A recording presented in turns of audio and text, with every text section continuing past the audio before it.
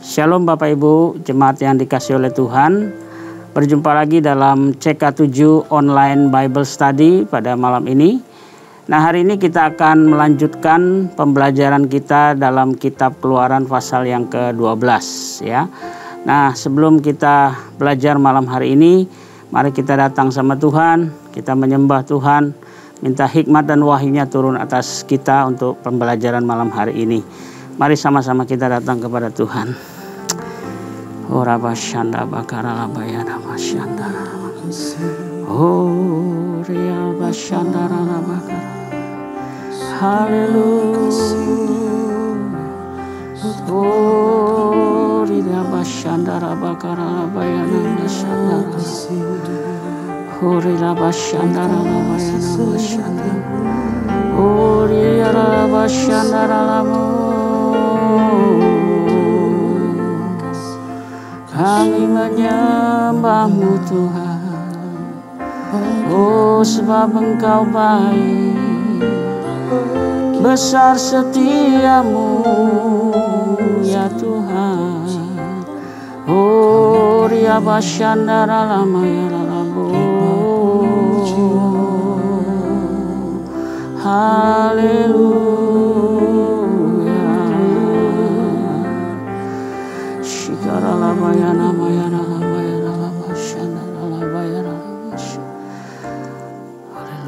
Kau sungguh indah tiada taranya, sungguh menakjubkan, sungguh ajaib untuk dimengerti, lebih dari semua yang ada. Hikmat-Mu tiada terselami, kasih-Mu dalam tak terduga. Kau sungguh indah tiada taranya, mulia dan berkuasa. Kagum hormat akan Engkau, ku kagum hormat akan Engkau. Kau Allah yang layak dipuji, ku kagum akan Engkau.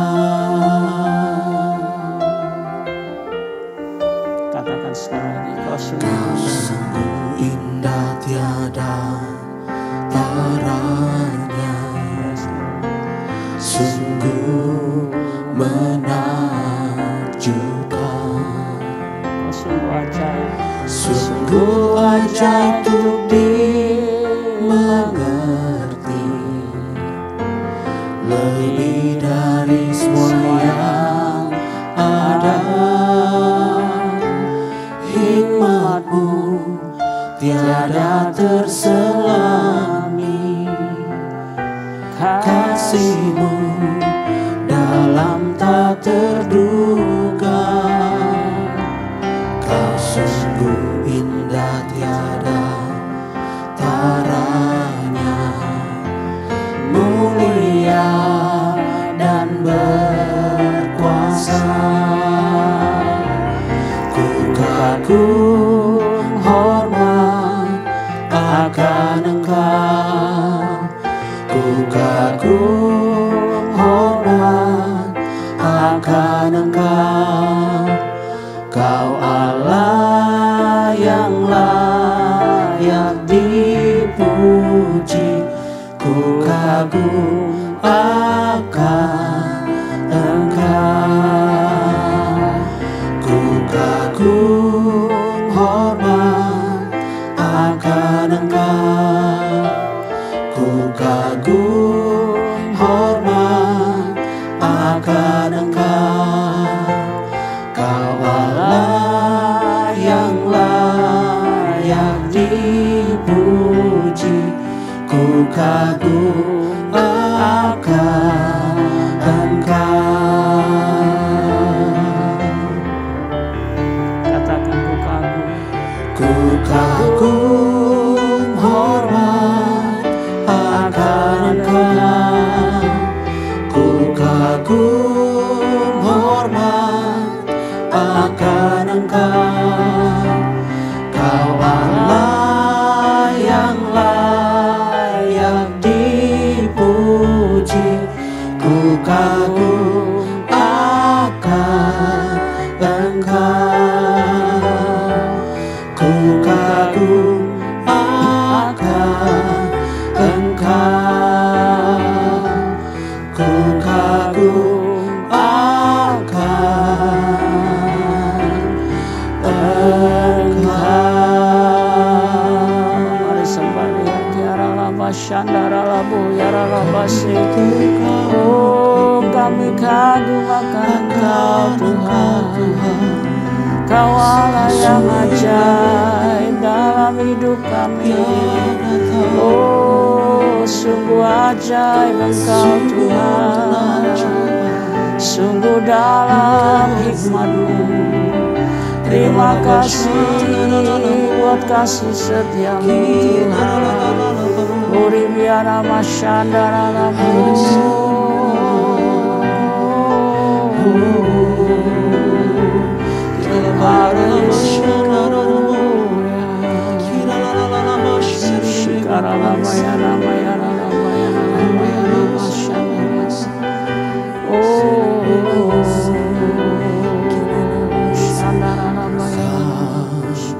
Ku kagumi dalam hati, kasih-Mu tiada duanya. Sampai kini ku akui, kasih-Mu tiada duanya. Ku kagumi dalam hati, kasih-Mu tiada duanya. Sampai kini ku akui, kasih-Mu tiada duanya. Ku kagumi dalam hati, kasih-Mu tiada duanya. Sampai kini ku akui, kasih-Mu tiada duanya.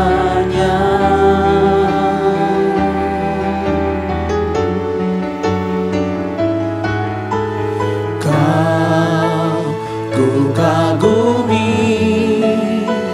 dalam hati, kasih-Mu tiada duanya. Sampai kini ku akui, kasih-Mu tiada duanya. Ku kagumi dalam hati, kasih-Mu tiada duanya. Sampai kini ku akui, kasih-Mu tiada duanya. Kasih-Mu tiada duanya. Kasih-Mu tiada duanya.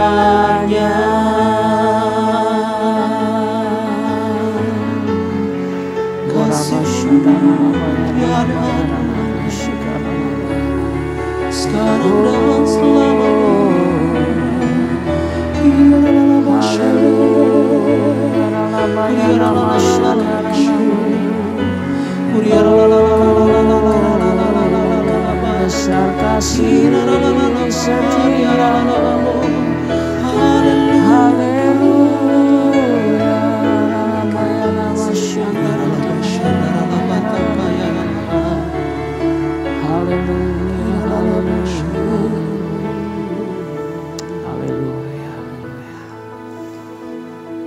Terima kasih Bapa yang baik untuk malam hari ini, untuk hadirat-Mu di tengah-tengah kami, dimanapun kami berada. Kau hadir ya Tuhan. Dan terima kasih untuk kesempatan malam ini kami akan belajar. Kiranya hikmat-Mu turun atas kami, supaya kami bisa mengerti kebenaran firman-Mu. Dan kebenaran firman-Mu ini boleh memerdekakan hidup kami. Di dalam nama Tuhan Yesus, nama yang berkuasa di bumi di surga, kami berdoa. Kami siap untuk belajar malam hari ini. Kita semua yang percaya dan siap katakan amin. Ya, shalom. Kembali kita akan lanjutkan ya Bapak Ibu untuk pelajaran kita malam hari ini dari kitab Keluaran pasal yang ke-12 ya, di sini tentang perayaan Paskah ya. Oke, nah kita akan lihat sebentar latar belakangnya ya, supaya kita mengerti bahwa apa sih artinya Paskah itu. Artinya berbicara tentang apa Paskah itu ya. Nah, Paskah itu berbicara mengenai yang pertama adalah sebenarnya penggenapan janji Allah kepada Abraham. Di Kejadian 15 ayat 16 tercatat di situ bahwa Allah itu berjanji kepada Abraham untuk membawa kembali keturunannya ke tanah yang dijanjikan Tuhan. Ya, itu yang pertama. Nah, Paskah yang kedua berbicara tentang penebusan Israel dari perbudakan Mesir. Dan juga penetapan Israel sebagai anak sulungnya Allah. Nah, itu yang kedua. Yang ketiga, kalau kita bicara latar belakang, Paskah itu juga berbicara tentang membawa orang Israel untuk beribadah kepada Allah. Ya. Nah, Keluaran pasal 12 ini berbicara tentang hukum-hukum dan peraturan yang diberikan kepada bangsa Israel untuk perayaan Paskah ya. Hari raya roti tidak beragi dan beberapa perayaan lainnya. Nanti kita akan belajar ya. Kita akan baca dulu di sini di dalam Kejadian 12 ya tentang perayaan Paskah. Berfirmanlah Tuhan kepada Musa dan Harun di tanah Mesir. Bulan ini ialah akan menjadi permulaan segala bulan bagimu. Itu akan menjadi bulan pertama bagimu di tiap-tiap tahun. Katakanlah kepada segenap jemaat Israel, pada tanggal 10 bulan ini diambillah oleh masing-masing seekor anak domba menurut kaum keluarga, seekor anak domba untuk tiap-tiap rumah tangga. Tetapi jika rumah tangga itu terlalu kecil jumlahnya untuk mengambil seekor anak domba, maka ia bersama-sama dengan tetangganya yang terdekat ke rumahnya haruslah mengambil seekor menurut jumlah jiwa. Tentang anak domba itu kamu buatlah perkiraan menurut keperluan tiap-tiap orang. Anak dombamu itu harus jantan, tidak bercela, berumur setahun. Kamu boleh ambil domba atau kambing. Kamu harus mengurungnya sampai hari yang ke-14 bulan ini. Lalu seluruh jemaah Israel yang berkumpul harus menyembelihnya pada waktu senja. Kemudian dari darahnya haruslah diambil sedikit dan dibubuhkan pada kedua tiang pintu dan pada ambang atas pada rumah-rumah di mana orang memakannya. Dagingnya harus dimakan mereka pada malam itu juga. Yang dipanggang mereka harus makan dengan roti yang tidak beragi beserta sayur pahit. Janganlah kamu memakannya mentah atau direbus dalam air. Hanya dipanggang di api, lengkap dengan kepalanya dan betisnya dan isi perutnya. Janganlah kamu tinggalkan apa-apa dari daging itu sampai pagi. Apa yang tinggal sampai pagi, kamu bakar habis dengan api. Dan beginilah kamu memakannya. Pinggangmu berikat, kasut pada kakimu, dan tongkat di tanganmu. Buru-burulah kamu memakannya. Itulah Paskah bagi Tuhan. Ya, jadi Bapak Ibu yang dikasih Tuhan, ya, arti daripada Paskah ya dari kata Paskah itu diambil dari perkataan bahasa Ibrani Pesah, ya, yang artinya berlalu, tidak diganggu, ya.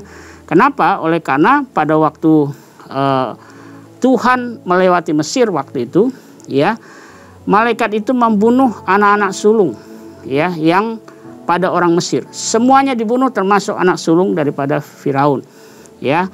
Tetapi bagi orang Israel, malaikat itu hanya melewati saja, tidak membunuh. Jadi karena ada apa? Nanti kita akan belajar.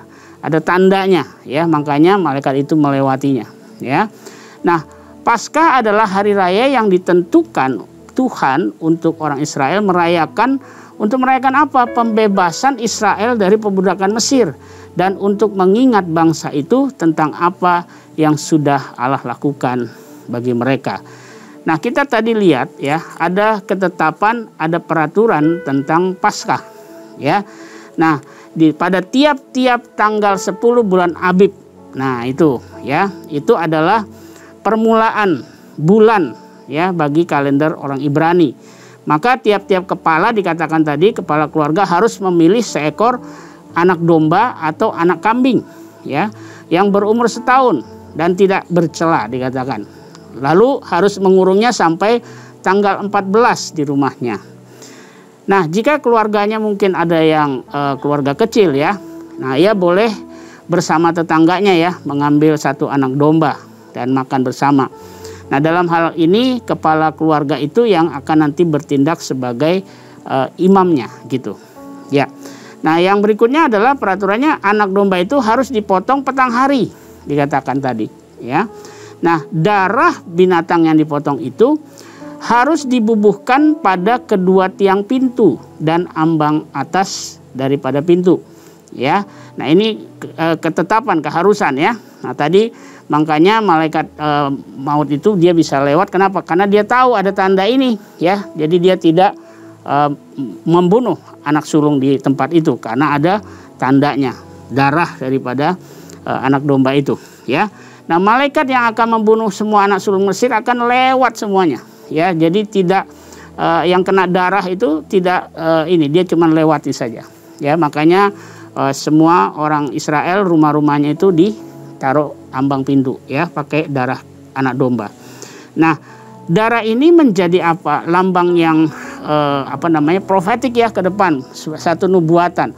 Lambang ini melambangkan darah Kristus yang menebus dosa kita, ya. Dan anak domba itu adalah lambang Kristus sendiri, yang adalah anak domba Allah yang sudah menghapus dosa saudara dan saya, bahkan dosa seluruh dunia ini, ya.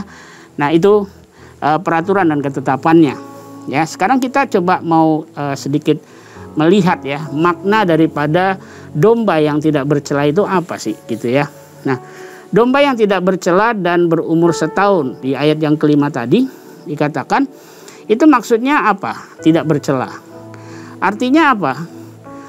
Bahwa anak domba yang tidak bercela itu adalah satu persembahan yang sempurna.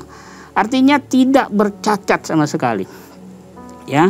Nah, di dalam Imamat 22 ayat 22 sampai 25 di situ dijelaskan, ya, bahwa sungguh-sungguh kalau kita mau mempersembahkan, ya, sesuatu kepada Tuhan, itu nggak boleh ada cacatnya binatang itu, ya.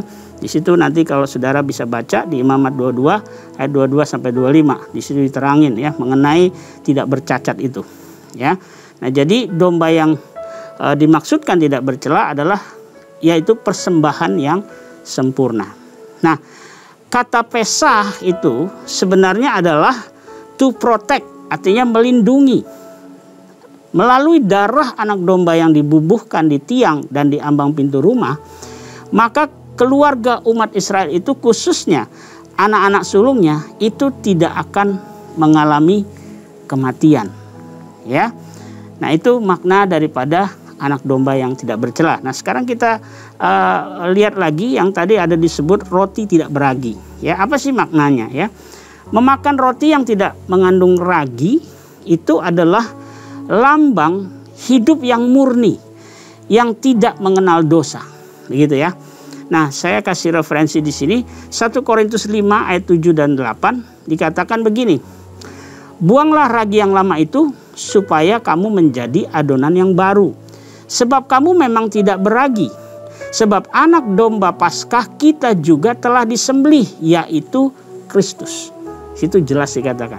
Karena itu marilah kita berpesta bukan dengan ragi yang lama, bukan pula dengan ragi keburukan atau kejahatan, tetapi dengan roti yang tidak beragi, yaitu kemurnian dan kebenaran.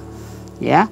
Nah, jadi Bapak Ibu, makna roti yang tidak beragi itu adalah lambang hidup yang murni, ya, tanpa dosa, gitu, ya. Nah, itu diibaratkan sebagai anak domba, yaitu Kristus sendiri pada saat ini, gitu ya. Nah, roti yang harus dimakan katanya tadi pakai sayur pahit. Apa sih artinya?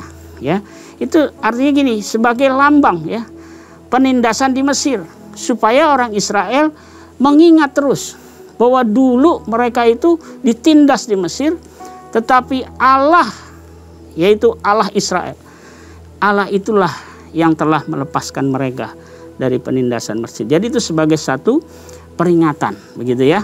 Jadi kalau dia makan roti harus pakai sayur pahit. Maksudnya mengingat bahwa Allah itu adalah Allah yang setia, yang membawa mereka keluar dari tanah Mesir, gitu ya. Oke, nah sekarang apa sih tujuan Paskah itu? Ya, yang pertama tentunya kita akan lihat bagi orang Israel itu apa sih tujuan Paskah itu? Yang pertama itu untuk membebaskan Israel dari perbudakan Mesir. Yang kedua, menjadikan Israel sebagai umat kepunyaan Allah. Ya. Jadi yang pertama, Paskah buat orang Israel adalah untuk membebaskan Israel dari perbudakan Mesir. Yang kedua, menjadikan Israel sebagai umat kepunyaan Allah. Nah, kalau bagi kita orang percaya, apa tujuan dari Paskah itu? Ya, yang pertama adalah membebaskan dan menebus kita dari perbudakan dosa oleh korban darah Yesus, anak domba Allah. Ya, aplikasinya gimana? Ya, apa yang kita bisa belajar dari sini? Nah, saya kasih satu referensi yang bisa menjelaskan. 1 Petrus 1 ayat 18 dikatakan begini. Kamu telah ditebus dengan darah yang mahal, yaitu darah Kristus, yang sama seperti anak domba yang tidak bernoda dan tak bercacat. Jadi di sini dijelaskan jelas ya bahwa aplikasinya buat kita hari-hari ini adalah kita mengerti, kita tahu bahwa kita ini telah ditebus dengan darah yang mahal, yaitu darah Kristus, yang dikatakan seperti anak domba yang tak bernoda dan tak bercacat. Nah, ada satu ayat lagi firman Tuhan, 1 Korintus 6 ayat 19 bilang begini, bahwa kita itu sudah lunas dibayar. Karena itu dikatakan, muliakanlah Allah dengan tubuhmu. Jadi kalau kita mengerti arti Paskah buat kita hari-hari ini, bahwa kita sudah ditebus, dan ditebus juga dengan darah yang mahal, yaitu darah Kristus. Karena itu kita bukan milik kita lagi. Hidup kita ini bukan milik kita lagi, sudah ditebus oleh Kristus. Karena itu tujuan hidup kita cuma satu. Kita harus memuliakan Kristus. Kita harus memuliakan Allah melalui tubuh kita ini, gitu ya.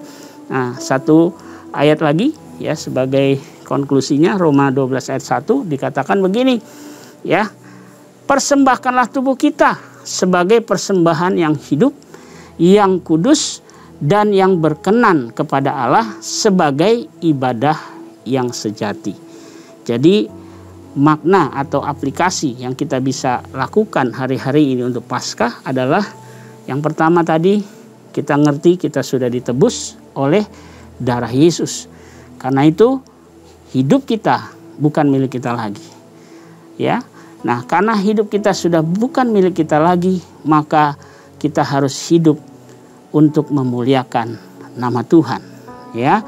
Nah, apa yang kita persembahkan di dalam kehidupan kita hari-hari ini adalah tubuh kita sebagai persembahan yang hidup dan hidup yang kudus dan yang berkenan kepada Allah sebagai ibadah yang sejati. Ya, tadi kita ingat orang Israel juga dikeluarkan dari Mesir, tujuannya juga ada juga untuk beribadah. Ya, karena itu kalau kita mau beribadah yang benar, yang sejati, hari-hari ini aplikasinya adalah kita persembahkan tubuh kita sebagai persembahan yang hidup, yang kudus, dan yang berkenan kepada Tuhan. Ya, jadi malam hari ini kita sudah sedikit belajar ya mengenai apa itu Paskah melalui Keluaran pasal yang ke-12 ini. Nah, mari malam ini kita sama-sama renungkan ya, apakah hidup kita sudah kita persembahkan untuk Kristus sebagai korban yang kudus, yang hidup dan berkenan kepada Tuhan. Mari saya mau berdoa buat kita semua pada malam hari ini.